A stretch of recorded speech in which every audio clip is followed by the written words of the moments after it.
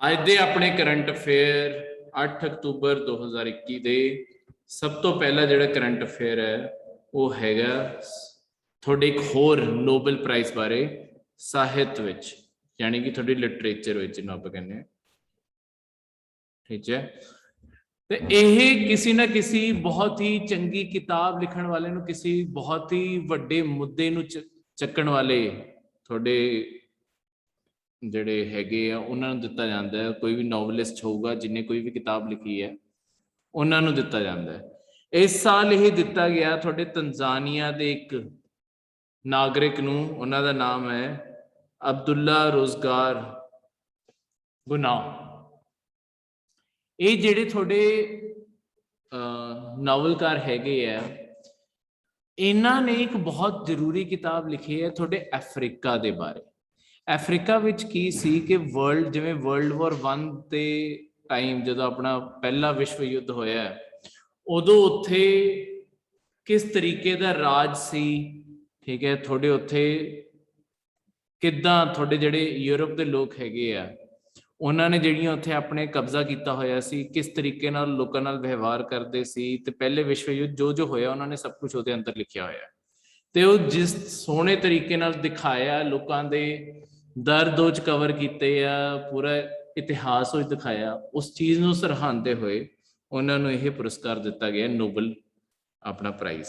ਠੀਕ ਹੈ, Nobel prize ਬਾਰੇ ਆਪਾਂ ਪਰਸੋਂ ਵੀ ਪੜ੍ਹਿਆ ਸੀ, ਤੇ ਇਹ ਅੱਜ ਹੁਣ ਰੋਜ਼ ਹੀ ਕੋਈ ਨਾ ਕੋਈ ਅਵਾਰਡ ਆਉਂਦੇ ਰਹਿਣੇ ਹੈ, ਲਗਾਤਾਰ ਚੱਲਦੇ ਰਹਿਣੇ। ਠੀਕ ਹੈ, ਕੱਲ ਵੀ ਆਪਣੇ ਕੱਲ ਕੈਮਿਸਟਰੀ ਦਾ ਸੀਗਾ, ਪਰਸੋਂ ਫਿਜ਼ਿਕਸ ਦਾ ਸੀਗਾ, ਅੱਜ ਲਿਟਰੇਚਰ ਦਾ ਆ ਗਿਆ, ਹੁਣ ਮੈਡੀਸਨ ਦਾ ਵੀ ਆਊਗਾ, ਫਿਰ ਪੀਸ ਪ੍ਰਾਈਜ਼ ਵੀ ਆਊਗਾ, ਫਿਰ ਥੋੜੇ ਦਿਨਾਂ ਬਾਅਦ ਇਕਨੋਮਿਕਸ ਦਾ ਵੀ ਆਊਗਾ, ਕੋਈ ਨਾ ਕੋਈ ਪ੍ਰਾਈਜ਼ ਆਉਂਦੇ ਰਹਿਣਗੇ। ਤੇ ਸਾਰੀ ਦੀ ਸਾਰੀ ਜਾਣਕਾਰੀ ਇੱਥੇ ਹੈ। ਥੋੜਾ ਅਫਰੀਕਾ ਦੇ ਅੰਦਰ ਸਭ ਤੋਂ ਪਹਿਲਾਂ ਤੁਹਾਨੂੰ ਇਹ ਪਤਾ ਹੋਣਾ ਚਾਹੀਦਾ ਤੰਜ਼ਾਨੀਆ ਜਿਹੜਾ ਦੇਸ਼ ਹੈ ਇਹ ਪੈਂਦਾ ਕਿੱਥੇ ਹੈ। ਦੇਖੋ ਆ ਜਿਹੜਾ ਤੁਹਾਡਾ ਅਫਰੀਕਾ ਦਾ ਕੰਟੀਨੈਂਟ ਹੈ, ਤੁਸੀਂ ਇਹਦਾ ਮੈਪ ਦੇਖੋਗੇ, ਇਸ ਪਾਸੇ ਆਹ ਥੱਲੇ ਇਸ ਪਾਸੇ ਦੇਖੋਗੇ, ਇੱਥੇ ਤੁਹਾਡਾ ਆਹ ਪੈਂਦਾ ਤੰਜ਼ਾਨੀਆ। ਠੀਕ ਹੈ, ਇੱਕ ਤਾਂ ਆਪਾਂ ਨੂੰ ਇਹਦੀ ਲੋਕੇਸ਼ਨ ਯਾਦ ਰੱਖਣੀ ਹੈ ਕਿ ਸਾਈਡ ਦੇ ਸਮੁੰਦਰ ਵੱਲ ਨੂੰ ਇਹ ਖੁੱਲਦਾ ਹੈ, ਕਿਉਂਕਿ ਹੁਣ ਇਹ ਦੇਸ਼ ਇੰਪੋਰਟੈਂਟ ਹੋ ਗਿਆ। ਤੁਹਾਨੂੰ ਇਹ ਵੀ ਕੁਐਸਚਨ ਆ ਸਕਦਾ ਹੈ ਕਿ ਤੰਜ਼ਾਨੀਆ ਦੇ ਨਾਲ ਕਿਹੜੇ ਦੇਸ਼ਾਂ ਦੀ ਸਰਹੱਦ ਲੱਗਦੀ ਹੈ, ਇਸ ਚੀਜ਼ ਨੂੰ ਵੀ ਆਪਾਂ ਯਾਦ ਰੱਖਣਾ ਹੈ। ਇਹਦੇ ਦੂਜੇ ਪਾਸੇ ਕਿਹੜਾ ਟਾਪੂ ਦੇਸ਼ ਹੈ। ਠੀਕ ਹੈ, ਤੁਹਾਡਾ ਮੈਡਾਗਾਸਕਰ ਪੈਂਦਾ ਇਹਦੇ ਦੂਜੇ ਪਾਸੇ, ਆ ਜਿਹੜਾ ਟਾਪੂ ਦੇਸ਼ ਹੈ ਗਾਸਕਰ।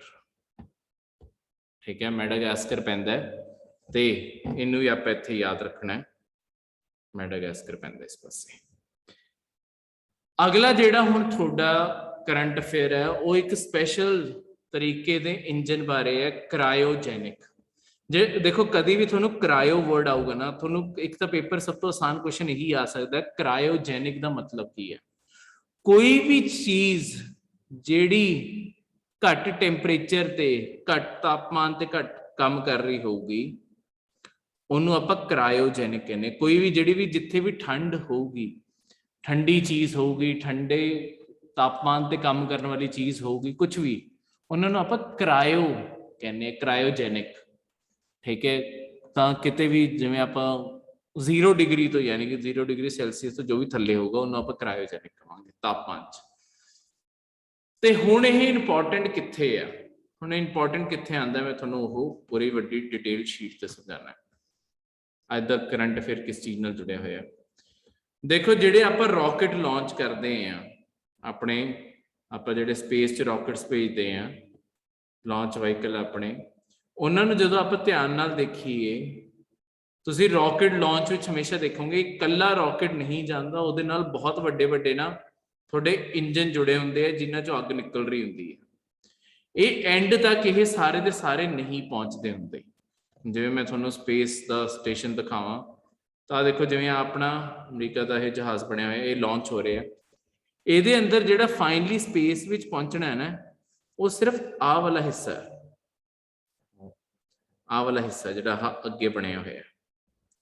ਆ ਜਿਹੜੇ ਬਾਕੀ ਪਿੱਛੇ ਬਣੇ ਹੋਏ ਆ, ਇਸ ਰੰਗ ਨਾਲ ਦਿਖਾਦਾ, ਜਿਵੇਂ ਆਹ ਬਣਿਆ ਹੋਇਆ, ਆ ਦੂਜੇ ਪਾਸੇ ਵੀ ਤੇ ਆ ਵੀ, ਇਹ ਜਿੰਨੀਆਂ ਚੀਜ਼ਾਂ ਇਹ ਸਾਰੀਆਂ ਨਾ ਹੌਲੀ ਹੌਲੀ, ਆ ਦੇਖੋ ਜਿਵੇਂ ਇਸ ਡਾਇਗਰਾਮ 'ਚ ਆਪਾਂ ਦੇਖਾਂਗੇ, ਆਹ ਹਜੇ ਆ ਜਿਹੜੇ ਵੱਡੇ ਵਾਲੇ ਰਾਕਟ ਹੈ ਇਹੀ ਅੱਗ ਛੱਡ ਰਹੇ ਆ। ਇਹਨਾਂ ਨੂੰ ਅੱਡ-ਅੱਡ ਨਾ ਸਟੇਜ ਜਿਵੇਂ ਜਿਵੇਂ ਕੋਈ ਨਾ ਕੋਈ ਸਟੇਜ ਪਾਰ ਹੁੰਦੀ ਜਾਂਦੀ ਹੈ, ਇਹਨਾਂ ਨੂੰ ਆਪਾਂ ਸਾਰਿਆਂ ਨੂੰ ਛੱਡਦੇ ਜਾਂਦੇ ਹਾਂ। ਠੀਕ ਹੈ, ਹੁੰਦਾ ਕੀ ਹੈ, ਜਿਵੇਂ ਹੁਣ ਤੁਹਾਡਾ ਧਰਤੀ ਤੋਂ ਇਹ ਲਾਂਚ ਹੋਇਆ, ਕੁਝ ਦੂਰੀ ਤੱਕ ਆਹ ਵਾਲੇ ਚੱਲਣਗੇ, ਇੱਕ ਦੂਰੀ ਤੋਂ ਬਾਅਦ ਇਹ ਗਿਰ ਜਾਂਦੇ ਆ, ਅੱਗੇ ਆਹ ਜਿਹੜਾ ਵੱਡਾ ਸਟੇਸ਼ਨ ਹੈ ਇਹਦਾ ਇੰਜਨ ਸ਼ੁਰੂ ਹੋ ਜਾਊਗਾ, ਫਿਰ ਇਹ ਫਾਇਰ ਹੋਊਗਾ, ਕੁਝ ਦੂਰੀ ਤੱਕ ਇਹਦੇ ਅੰਦਰ ਜਿੰਨਾ ਫਿਊਲ ਆ ਉਹ ਸਾਰਾ ਖਤਮ ਹੋ ਜਾਊਗਾ, ਇਹ ਵੀ ਗਿਰ ਜਾਊਗਾ, ਫਿਰ ਫਾਈਨਲੀ ਜਿਹੜਾ ਆਹ ਰਹਿ ਜਾਂਦਾ ਹੈ, ਮਤਲਬ ਇਸ ਟਾਈਮ ਤੱਕ ਇਹ ਹਾਈਟ ਆ ਜਾਂਦੀ ਹੈ ਕਿ ਸਪੇਸ 'ਚ ਪਹੁੰਚ ਜੇ। ਜਦੋਂ ਇਹ ਸਪੇਸ 'ਚ ਪਹੁੰਚ ਗਿਆ ਉਦੋਂ ਇਕੱਲਾ ਯੂਨਿਟ ਹੈ, ਇਹਦੇ ਅੰਦਰ ਛੋਟੇ ਇੰਜਨ ਹੁੰਦੇ ਆ, ਇਹਨੂੰ ਥੋੜਾ ਬਹੁਤਾ ਇਸ ਆਸ-ਪਾਸ ਚਲਾਉਣ ਲਈ ਛੋਟੇ ਇੰਜਨ ਹੁੰਦੇ ਆ, ਉਹਨੂੰ ਆਪਾਂ ਇਸ ਤਰੀਕੇ ਨਾਲ ਚਲਾ ਸਕਦੇ ਹਾਂ।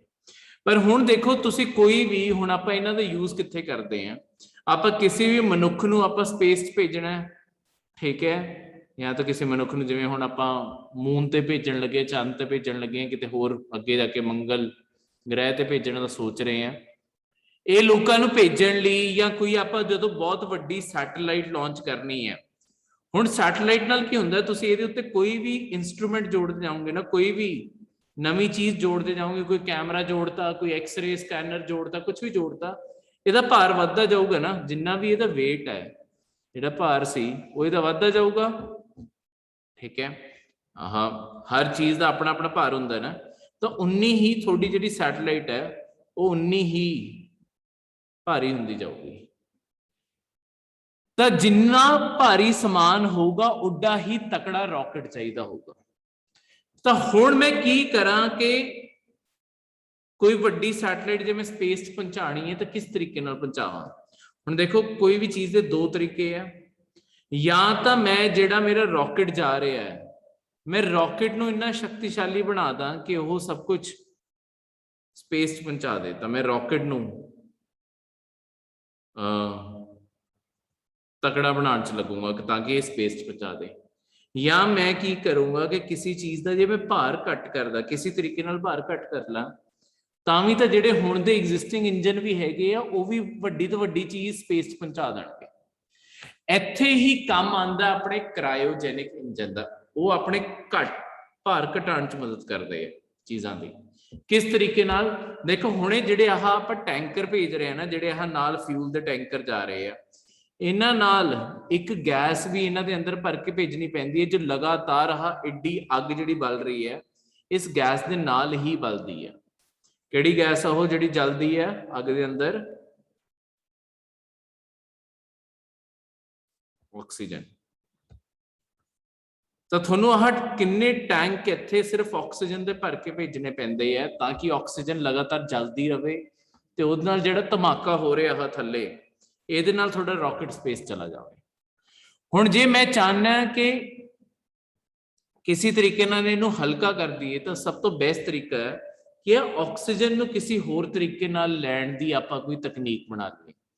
ਇਹਦੇ ਲਈ ਆਪਣੇ ਵਿਗਿਆਨਿਕਾਂ ਨੇ ਦਿਮਾਗ ਲਗਾਇਆ ਤੇ ਇਹ ਦੇਖਿਆ ਕਿ ਆ ਜਿੰਨਾ ਵੀ ਆਸਮਾਨ ਹੈ, ਆਸਮਾਨ 'ਚ ਹਰ ਜਗ੍ਹਾ ਤਾਂ ਆਕਸੀਜਨ ਹੈ, ਤਾਂ ਆਪਾਂ ਇਹ ਭਰ ਕੇ ਕਿਉਂ ਭੇਜ ਰਹੇ ਹਾਂ? ਆਪਾਂ ਕੋਈ ਇਦਾਂ ਦੀ ਤਕਨੀਕ ਬਣਾ ਲਈਏ ਕਿ ਆਹ ਹਵਾ 'ਚੋਂ ਆਕਸੀਜਨ ਤੁਹਾਡਾ ਇੰਜਨ ਖਿੱਚ ਲੇ ਤੇ ਆਪਣੇ ਆਪ ਇਹਨੂੰ ਜਲਾ ਕੇ ਭੇਜ ਰਿਹਾ ਹੋਵੇ, ਤਾਂ ਆਪਾਂ ਨੂੰ ਅੱਡ ਤੋਂ ਆਕਸੀਜਨ ਭੇਜਣ ਦੀ ਲੋੜ ਨਹੀਂ ਹੈ, ਉਹ ਖੁਦ ਹੀ ਤੁਹਾਡੇ ਸਾਰੇ ਦੇ ਸਾਰੇ ਹਵਾ ਤੋਂ ਹੀ ਖਿੱਚ ਲੂਗਾ, ਸਾਰੀ ਹਵਾ ਤੋਂ ਹੀ ਖਿੱਚ ਲੂਗਾ।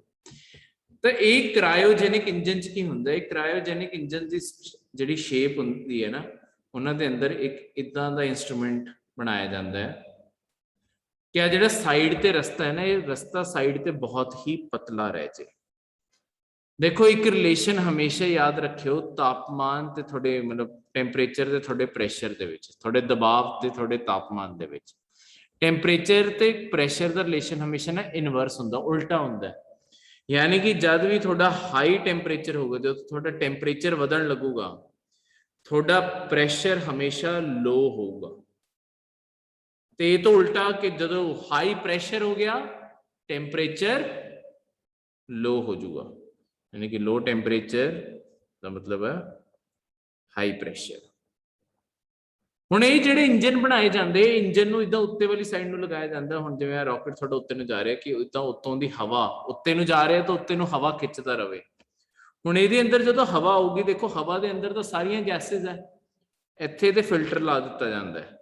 ਫਿਲਟਰ ਨਾਲ ਕੀ ਹੋਊਗਾ, ਬਾਕੀ ਗੈਸਸ ਸਾਰੀਆਂ ਆਪਾਂ ਬਾਹਰ ਸਿੱਟ ਦਾਂਗੇ, सिर्फ ऑक्सीजन अगे अगे वधूगी। हुण जदों ऑक्सीजन अगे वधी इनू ना आपां बहुत ही संकरे जे भीड़े जे रस्ते तो कढ़दे हैं। हुण जदों आपां इनू भीड़े जे रस्ते तो कढ़ांगे इहदा प्रैशर वध जाऊगा। प्रैशर ਵਧਣ ਨਾਲ ਕੀ ਹੋਊਗਾ, ਇਹ ਬਹੁਤ ਤੇਜ਼ੀ ਨਾਲ ਪਿੱਛੇ ਨੂੰ ਜਾਊਗੀ ਕਿ ਇੰਜਨ ਨੂੰ ਇੱਕ ਫੋਰਸ ਮਿਲ ਜੂਗੀ। ਠੀਕ ਹੈ, ਤੇ ਇਹ ਆਕਸੀਜਨ ਨੂੰ ਆਪਾਂ ਬਸ ਇੱਥੇ ਇਹਨੂੰ ਤੀਲੀ ਲਾਣੀ ਹੈ, ਕਿਸ ਤਰੀਕੇ ਨਾਲ ਅੱਗ ਲਾਣੀ ਹੈ, ਇਹ ਆਪਣੇ ਆਪ ਜਲਣ ਲੱਗ ਜਾਊਗਾ। ਤੇ ਇਸ ਤਰੀਕੇ ਨਾਲ ਆਪਾਂ ਨੂੰ ਆਕਸੀਜਨ ਆਪਣੇ ਨਾਲ ਚੱਕਣ ਦੀ ਲੋੜ ਨਹੀਂ, ਕੋਈ ਐਕਸਟਰਾ ਭਾਰ ਚੱਕਣ ਦੀ ਲੋੜ ਨਹੀਂ, ਤੁਹਾਡਾ ਇੰਜਨ ਖੁਦ ਬ ਖੁਦ ਇਹ ਸਾਰੀਆਂ ਚੀਜ਼ਾਂ ਨੂੰ ਜਲਾਈ ਜਾ ਰਿਹਾ। ਇਹੀ ਚੀਜ਼ ਦਾ ਆਪਾਂ ਫਾਇਦਾ ਚੱਕਦੇ ਹੋਏ ਇਹ ਕ੍ਰਾਇਓਜੈਨਿਕ ਇੰਜਨ ਬਣਾਏ। ਇਹਦੇ ਅੰਦਰ ਇਦਾਂ ਹੀ ਤੁਹਾਡੀ ਹਵਾ ਜਾਂਦੀ ਹੈ, ਪ੍ਰੋਸੈਸ ਹੁੰਦਾ ਤੇ ਪਿੱਛੇ ਫਾਇਰ ਹੁੰਦਾ। ਇਹਨਾਂ ਨੂੰ ਆਪਾਂ ਪਰ ਹੁਣ ਕ੍ਰਾਇਓਜੈਨਿਕ ਕਿਉਂ ਕਹਿੰਦੇ ਆ? ਆਹ ਜਿਹੜਾ ਮੈਂ ਤੁਹਾਨੂੰ ਹੁਣੇ ਰਿਲੇਸ਼ਨ ਦੱਸਿਆ ਸੀ, ਦੇਖੋ ਇੱਥੇ ਗੈਸ ਦਾ ਦਬਾਅ ਵੱਧ ਗਿਆ ਨਾ, ਪ੍ਰੈਸ਼ਰ ਵੱਧ ਗਿਆ ਨਾ। ਹੁਣ ਜਦੋਂ ਥੋੜਾ ਪ੍ਰੈਸ਼ਰ ਵਧਿਆ, ਦਬਾਅ ਵਧਿਆ ਤਾਂ ਆਪਣੇ ਆਪ ਥੋੜਾ ਪ੍ਰੈਸ਼ਰ ਜਿਹੜਾ ਟੈਂਪਰੇਚਰ ਹੈ ਉਹ ਘਟ ਜਾਊਗਾ, ਜਿਹੜਾ ਤਾਪਮਾਨ ਹੈ, ਠੀਕ ਹੈ, ਉਹ ਘਟ ਜਾਊਗਾ। ਜਦੋਂ ਤਾਪਮਾਨ ਘਟ ਗਿਆ ਤਾਂ ਇਸੇ ਤੋਂ ਇਹਦਾ ਨਾਮ ਆਇਆ ਹੋਇਆ ਹੈ ਕ੍ਰਾਇਓਜੈਨਿਕ। ਇਸੇ ਲਈ ਇਹ ਇੰਜਨ ਨੂੰ ਕ੍ਰਾਇਓਜੈਨਿਕ ਇੰਜਨ ਕਹਿੰਦੇ, ਕਿਉਂਕਿ ਗੈਸ ਠੰਡੀ ਹੋ ਜਾਂਦੀ ਹੈ ਇੱਥੇ ਜਾ ਕੇ, ਇਸ ਲਈ ਇਹਨਾਂ ਨੂੰ ਕ੍ਰਾਇਓਜੈਨਿਕ ਕਹਿੰਦੇ। ਕਲੀਅਰ ਹੈ? ਅਗਲਾ ਜਿਹੜਾ ਤੁਹਾਡਾ ਕਰੰਟ ਅਫੇਅਰ ਹੈ ਉਹ ਹੁਣ ਇੱਕ ਫੌਜੀ ਐਕਸਰਸਾਈਜ਼ ਦੇ ਬਾਰੇ ਹੈ। ਕਿਹਨਾਂ ਦੇਸ਼ਾਂ ਦੇ ਵਿੱਚ ਇਹ ਭਾਰਤ ਤੇ ਬ੍ਰਿਟੇਨ ਦੇ ਵਿੱਚ ਹੋਣ ਵਾਲੀ ਤੁਹਾਡੀ ਫੌਜੀ ਐਕਸਰਸਾਈਜ਼ ਹੈ, ਸੈਨਿਕ ਐਕਸਰਸਾਈਜ਼ ਹੈ, ਫੌਜੀ ਐਕਸਰਸਾਈਜ਼ ਹੈ। ਦੇਖੋ ਇਹਦੇ ਉੱਤੇ ਇਹਦੇ ਅੰਦਰ ਨਾ ਪ੍ਰੀਲਿਮਸ ਦਾ ਡਾਇਰੈਕਟ ਕੁਐਸਚਨ ਇੱਥੋਂ ਆਉਂਦਾ ਹੁੰਦਾ। ਤੁਹਾਨੂੰ ਪ੍ਰੀਲਿਮਸ 'ਚ ਡਾਇਰੈਕਟ ਕੁਐਸਚਨ ਆਊਗਾ एक्सरसाइज अजय वॉरियर, अजय योद्धा करके आ गई, वॉरियर करके आ गई। ठीक है, अपने पेपर दोनों सैक्शन होंगे, इंग्लिश वाला भी पंजाबी वाला भी। जे इत्थे कन्फ्यूजन लगी तो आप दूजे पासे भी देख सकते हैं। एक्सरसाइज अजय योद्धा या अजय वॉरियर के नाम तो जद भी एक्सरसाइज, थोड़ा पहला क्वेश्चन ये आ सकता है, एक्सरसाइज अजय वॉरियर किहड़े दो देशों के विच हुंदी है? उहदा सीधा आंसर होगा भारत ते ब्रिटेन दे विच। दूजा थोनू ये क्वेश्चन आ सकता है, जिहड़े अजय वॉरियर एक्सरसाइज है ये तीनों सेनावां विचों, नौ सेना, वायु सेना ते अपनी थल सेना, ये तिन्नां विचों किहदी एक्सरसाइज है? ये अपनी थल सेना की एक्सरसाइज है, ये सैनिक अभ्यास है। ठीक है, आपां ब्रिटेन नाल नेवी की एक्सरसाइज भी करते हैं, उन्होंने कहते हैं कौणकण, ते जिहड़ी उन्हां नाल अपनी हवाई सेना जिहड़ी एक्सरसाइज करती है उन्होंने कहते हैं इंद्रधनुष। तो थोनू ये मैच का क्वेश्चन भी आ सकता है कि ब्रिटेन नाल जिहड़ियां आपां, बरतानिया नाल जिहड़ियां आपां एक्सरसाइज करते हैं, वो तीनों एक्सरसाइजेस किहड़े-किहड़े नाम नाल किहड़ी अपनी फोर्स करती है? नौसेना जिहड़ी हैगी है, नेवी जिहड़ी हैगी है कौणकण करती है, जिहड़ी हवाई सेना हैगी है वो इंद्रधनुष करती है, ते जिहड़ी थोड़ी सैनिक हैगे है, जिहड़ी थोड़ी थल सेना वो थोड़ी अजय वॉरियर करती है। ये आप एक्सरसाइजेस करती क्यों है? देखो आप जिन्ना अभ्यास करांगे उन्ने ही आप बैटर, आप एक तो अपने विच इंप्रूवमेंट आऊगी, आप जिन्ना अभ्यास करते रहांगे।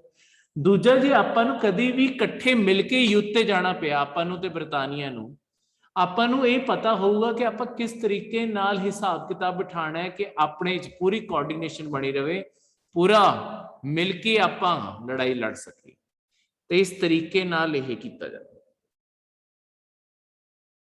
ठीक है, अगला जिहड़ा करंट अफेयर है स्वदेश दर्शन स्कीम। ये थोड़ी सरकार की एक बहुत ही जरूरी स्कीम है।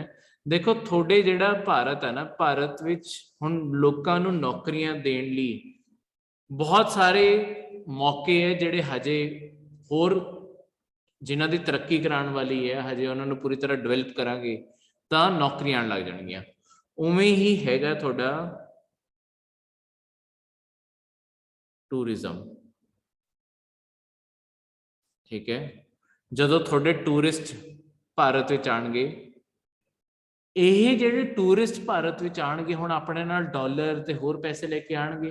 ਹੁਣ ਜਿੱਥੇ ਠਹਿਰਣਗੇ ਉੱਥੇ ਖਰਚਣਗੇ, ਜਿੱਥੇ ਖਾਣਗੇ ਉੱਥੇ ਖਰਚਣਗੇ, ਤਾਂ ਹਰ ਜਗ੍ਹਾ ਇਹ ਕਮਾਈ ਦਾ ਜ਼ਰੀਆ ਬਣ ਗਿਆ। ਤਾਂ ਇਸੇ ਚੀਜ਼ ਨੂੰ ਧਿਆਨ ਰੱਖਦੇ ਹੋਏ ਜਿਹੜੀ ਤੁਹਾਡੀ ਮਿਨਿਸਟਰੀ ਹੈ ਟੂਰਿਜ਼ਮ ਦੀ, ਉਹ ਕੀ ਕਰ ਰਹੀ ਹੈ, ਉਹਨਾਂ ਨੇ ਇੱਕ ਆਪਾਂ ਦੇਖੋ ਇਕੱਲੇ ਸਟੇਸ਼ਨ ਨੂੰ ਡਿਵੈਲਪ ਕਰਾਂਗੇ ਤਾਂ ਸ਼ਾਇਦ ਕੋਈ ਬੰਦਾ ਨਾ ਆਵੇ। ਹੁਣ ਕੱਲਾ ਬੰਦਾ ਇਦਾਂ ਤਾਂ ਹੈ ਨਹੀਂ ਕਿ ਕੱਲਾ ਸ਼ਿਮਲਾ ਘੁੰਮਣ ਆਊਗਾ। ਹੁਣ ਜਿਹੜਾ ਬੰਦਾ ਹਿਮਾਲਿਆਸ ਦੇਖਣ ਆ ਰਿਹਾ ਹੈ, ਉਹ ਸ਼ਾਇਦ ਮਸੂਰੀ ਵੀ ਰੁਕਣਾ ਚਾਹਵੇ, ਸ਼ਿਮਲਾ ਵੀ ਰੁਕਣਾ ਚਾਹਵੇ, ਡਲਹੌਜ਼ੀ ਵੀ ਰੁਕਣਾ ਚਾਹਵੇ, ਤੇ ਅੱਗੇ ਕਸ਼ਮੀਰ ਵੱਲ ਵੀ ਰੁਕਣਾ ਚਾਹਵੇ। ਤਾਂ ਆਪਾਂ ਕੀ ਕਰਾਂਗੇ, ਆਪਾਂ ਇਦਾਂ ਦੇ ਜਿਹੜੇ ਸਟੇਸ਼ਨ, ਮਤਲਬ ਇਹ ਤਾਂ ਆਪਾਂ ਐਗਜ਼ਾਮਪਲ ਦਿੱਤਾ ਮੈਂ ਇੱਕ, ਜਿਹੜੇ ਵੀ ਸਟੇਸ਼ਨ ਇੱਕ ਦੂਜੇ ਨਾਲ ਜੁੜ ਸਕਦੇ ਆ, ਇਹਨਾਂ ਨੂੰ ਇੱਕ ਸਰਕਿਟ ਦੇ ਤੌਰ ਤੇ ਡਿਵੈਲਪ ਕਰਾਂਗੇ ਕਿ ਇੱਕ ਪੂਰਾ ਟਰੈਵਲ ਕਰਨ ਦਾ ਸਰਕਿਟ ਬਣ ਜਾਏ। ਇਹਦੇ ਅੰਦਰ ਫਿਰ ਸਰਕਾਰ ਵਧੀਆ ਸੜਕਾਂ, ਵਧੀਆ ਫੈਸਿਲਿਟੀਜ਼ ਬਣਾ ਦੂਗੀ। ਉਸ ਤੋਂ ਬਾਅਦ ਬਾਕੀ ਸਾਰਾ ਕੁਝ ਪ੍ਰਾਈਵੇਟ ਸੈਕਟਰ ਉੱਤੇ ਹੈ ਕਿ ਲੋਕੀ ਹੋਟਲ ਖੋਲਣ, ਖਾਣ ਨੂੰ ਖੋਲਣ, ਤੇ ਜਿਹੜੇ ਤੁਹਾਡੇ ਟੂਰਿਸਟ ਪੈਕੇजेस ਵੇਚਦੇ ਆ ਉਹਨਾਂ ਨੂੰ ਇਨਕਰੇਜ ਕੀਤਾ ਜਾਊਗਾ ਕਿ ਤੁਸੀਂ ਪੂਰੀ ਦੁਨੀਆ ਵਿੱਚ ਇਦਾਂ ਦੇ ਪੈਕੇਜ ਵੇਚੋ ਕਿ ਪੂਰਾ ਤੋਂ ਪੂਰਾ ਇਹ ਇਲਾਕੇ 'ਚ ਆਉਣ ਦਾ ਹੀ ਪੈਕੇਜ ਲੈ ਲੈਣ। ਤੇ ਇੱਕ ਤਾਂ ਉਹਨਾਂ ਨੂੰ ਵੀ ਫਾਇਦਾ ਹੋਊਗਾ, ਜਿਹੜੇ ਬਾਹਰੋਂ ਆਣਗੇ ਉਹਨਾਂ ਨੂੰ ਪਹਿਲਾਂ ਹੀ ਇੱਕ ਬਣਿਆ ਬਣਾਇਆ ਪੈਕੇਜ ਮਿਲੂਗਾ, ਅਗਲਿਆਂ ਨੂੰ ਪਤਾ ਕਿੱਥੇ ਘੁੰਮਣਾ। ਆਪਣੇ ਲੋਕਾਂ ਨੂੰ ਹੁਣ ਕਿਸੇ ਨੇ ਕੋਈ ਢਾਬਾ ਖੋਲ ਲਿਆ ਉਹਨੂੰ ਵੀ ਕਮਾਈ ਹੋਗੀ, ਕਿਸੇ ਨੇ ਕੋਈ ਹੋਟਲ ਖੋਲ ਲਿਆ ਉਹਨੂੰ ਵੀ ਕਮਾਈ ਹੋਗੀ, ਕਿਸੇ ਨੇ ਕੋਈ ਟੈਕਸੀ ਪਾ ਲਈ ਉਹਨੂੰ ਵੀ ਕਮਾਈ ਹੋਗੀ। ਤਾਂ ਆਪਣੇ ਇਸ ਤਰੀਕੇ ਦਾ ਰੋਜ਼ਗਾਰ ਲੋਕਾਂ ਦਾ ਵੱਧ ਜਾਊਗਾ। ਇਸੇ ਦੇ ਅੰਦਰ ਆਪਾਂ ਇਹ ਸਾਰਾ ਕੰਮ ਕਰੀ ਜਾ ਰਹੇ ਹਾਂ। ਇਸ ਤਰੀਕੇ ਨਾਲ ਆਪਾਂ ਇਸ ਪੂਰੇ ਸਰਕਿਟ ਨੂੰ ਡਿਵੈਲਪ ਕਰ ਰਹੇ ਹਾਂ। ਠੀਕ ਹੈ, ਕਲੀਅਰ ਹੈ? ਇਹ ਜਿਹੜੀ ਪੂਰੀ ਯੋਜਨਾ ਹੈ ਨਾ, ਇਹ ਕੇਂਦਰੀ ਖੇਤਰ ਦੀ ਯੋਜਨਾ ਹੈ।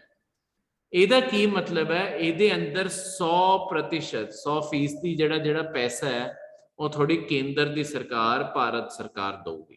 ਤਾਂ ਜਿਹੜੇ ਮਰਜ਼ੀ ਤੁਹਾਡੇ ਸਟੇਟ ਦੇ ਅੰਦਰ ਕੋਈ ਵੀ ਚੀਜ਼ ਪਵੇ, ਠੀਕ ਹੈ, ਮਤਲਬ ਕਿਸੇ ਸਟੇਟ ਦੇ ਅੰਦਰ ਕੋਈ ਸੜਕ ਬਣਵਾਉਣੀ ਹੈ, ਕੁਝ ਪਾਣੀ ਪੀਣ ਨੂੰ ਬਣਵਾਉਣਾ, ਕੁਝ ਵੀ ਬਣਵਾਉਣਾ, ਇਸ ਸਕੀਮ ਦੇ ਅੰਡਰ ਸਾਰਾ ਪੈਸਾ ਸੈਂਟਰ ਦੀ ਸਰਕਾਰ ਖਰਚੂਗੀ, ਕੇਂਦਰ ਦੀ ਸਰਕਾਰ ਖਰਚੂਗੀ, ਸਟੇਟਸ ਨੂੰ ਕੋਈ ਖਰਚਾ ਨਹੀਂ ਕਰਨਾ। ਠੀਕ ਹੈ। ਅਗਲਾ ਇੱਕ ਤੁਹਾਡੀ ਹੁਣ ਪੈਰਾਮਿਲਟਰੀ ਬਾਰੇ ਕਰੰਟ ਅਫੇਅਰ ਆਇਆ ਹੋਇਆ, ਸ਼ਾਸਤਰ ਸੀਮਾ ਬਲ। ਇਹਦਾ ਤੁਹਾਨੂੰ ਇੱਕੋ ਕੁਐਸਚਨ ਡਾਇਰੈਕਟ ਆ ਸਕਦਾ ਹੈ, ਕਿਹੜੀ ਸੀਮਾ ਤੇ ਲੱਗੀ ਹੋਈ ਹੈ। ਠੀਕ ਹੈ, ਇਹ ਤੁਹਾਡੀ ਨੇਪਾਲ ਤੇ ਭੂਟਾਨ ਦੀ ਸੀਮਾ ਤੇ ਇਹ ਤੁਹਾਡੀ ਲਾਈ ਗਈ ਹੈ। ਦੇਖੋ ਆਪਣੀ ਅੱਡ-ਅੱਡ ਫੋਰਸਿਸ ਹੈਗੀਆਂ, ਇਹਨੂੰ ਆਪਾਂ ਸ਼ਾਰਟ ਐਸਐਸਬੀ ਕਹਿ ਸਕਦੇ ਹਾਂ। ਸ਼ਾਸਤਰ ਸੀਮਾ ਬਲ ਤੁਹਾਡੀਆਂ ਅੱਡ-ਅੱਡ ਜਿਹੜੀਆਂ ਪੈਰਾਮਿਲਟਰੀ ਫੋਰਸਿਸ ਹੈਗੀਆਂ ਉਹਨਾਂ ਨੂੰ ਅੱਡ-ਅੱਡ ਕੰਮ ਦਿੱਤੇ ਗਏ ਆ। ਜਿਵੇਂ ਥੋੜੀ BSF ਹੈਗੀ ਆ, ਉਹ ਪਾਕਿਸਤਾਨ ਤੇ ਬੰਗਲਾਦੇਸ਼ ਦੀ ਜਿਹੜੀ ਸਰਹੱਦ ਹੈ ਉੱਥੇ ਪਹਿਰੇਦਾਰੀ ਇਹ ਕਰਦੇ। ਜਿਹੜੀ ITBP ਹੈ ਉਹ ਤੁਹਾਡੀ ਪਹਿਰੇਦਾਰੀ ਕਰਦੀ ਹੈ ਚੀਨ ਨਾਲ, ਜਿਹੜੀ ਬਾਰਡਰ ਹੈ ਚਾਈਨਾ ਨਾਲ ਜਿਹੜੀ ਬਾਰਡਰ ਹੈ। ਜਿਹੜੀ ਆਹ SSB ਪੜੀ ਆਪਾਂ ਇਹਦੀ ਕਰਦੀ ਹੈ। ਠੀਕ ਹੈ, ਇਦਾਂ ਜਿਹੜੀ ਵੀ ਪੈਰਾਮਿਲਟਰੀ ਜਦ ਵੀ ਬਣਾਈ ਜਾਂਦੀ ਹੈ ਨਾ, ਇਹ ਫੌਜ ਤੋਂ ਅੱਡ ਹੁੰਦੀ ਹੈ। ਇਹ ਫੌਜ ਤੋਂ ਅੱਡ ਕਿਉਂ ਹੁੰਦੀ ਹੈ ਕਿ ਜਿਵੇਂ ਤੁਸੀਂ ਕੱਲ ਜਿਹੜੇ ਪੇਪਰ ਲਈ ਤਿਆਰੀ ਕਰ ਰਹੇ ਹੋ, ਤੁਸੀਂ IPS ਬਣਨ ਲਈ ਤਿਆਰੀ ਕਰ ਰਹੇ ਹੋ, ਇਹਨਾਂ ਦੇ ਜਿਹੜੇ ਪੈਰਾਮਿਲਟਰੀ ਦਾ ਜਿਹੜਾ ਹੈਡ ਹੁੰਦਾ ਹੈ ਨਾ, ਉਹ ਹਮੇਸ਼ਾ ਕੋਈ ਨਾ ਕੋਈ IPS ਲੈਵਲ ਦਾ ਬੰਦਾ ਹੋਊਗਾ। ਠੀਕ ਹੈ, ਉਹ IPS ਆਫਿਸਰ ਰਿਹਾ ਹੋਊਗਾ। ਤੇ ਇਸ ਤਰੀਕੇ ਨਾਲ ਇਹ ਚੀਜ਼ਾਂ ਜੋੜ ਕੇ ਇਹ ਸਾਰੀ ਤਰੱਕੀ ਹੁੰਦੀ ਹੈ। ਠੀਕ ਹੈ, ਮਤਲਬ ਇੱਥੇ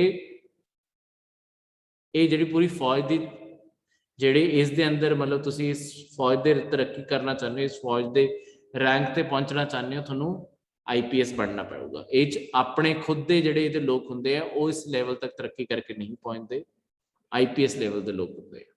ਤਾਂ ਤੁਸੀਂ ਜੇ ਉਸ ਪਾਸੇ ਜਾਣਾ ਚਾਹੁੰਦੇ ਹੋ ਤਾਂ ਇਹ ਵੀ ਤਰੀਕਾ ਹੈ ਤੁਹਾਡੀ ਇਹ ਫੌਜਾਂ ਦੇ ਹੈਡ ਬਣਨ ਦਾ।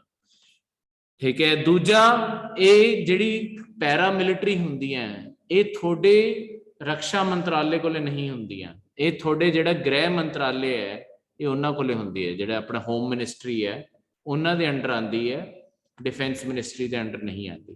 ਜਿਹੜੀ फौज है वो अड चीज है, ਜਿਹੜੀ पैरामिलिटरी है ये अड चीज है। मिलिटरी ते पैरामिलिटरी ये दो अड अड चीज़ां होंदी है। ठीक है, इस चीज नूं याद रखियो। मेन क्वेश्चन जिहड़ा आ सकदा वही आ सकदा है कि किहड़े सरहद नूं कौन संभालदा है। क्लियर है, ये सीगे तुहाडे अज दे करंट अफेयर। कोई भी डाउट किसी नूं भी?